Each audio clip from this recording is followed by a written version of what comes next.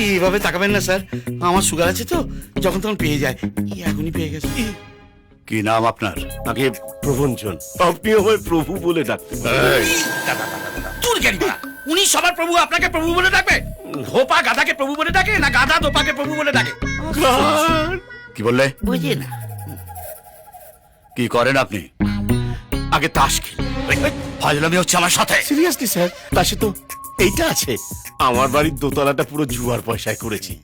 একদিন আমার সঙ্গে বসুন না স্যার, আমার বাড়ির তিনতলাটা হয়ে যাবে। বলুন, আপনার ছেলে কোথায়?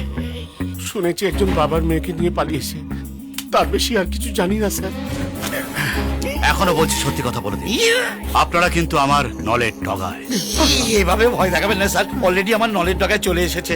সত্যি বলছি, আমরা কেউ কিছু জানি না স্যার।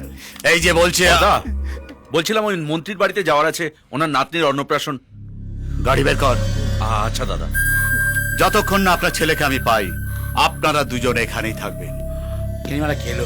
এই বাথরুমটা ওইদিকে।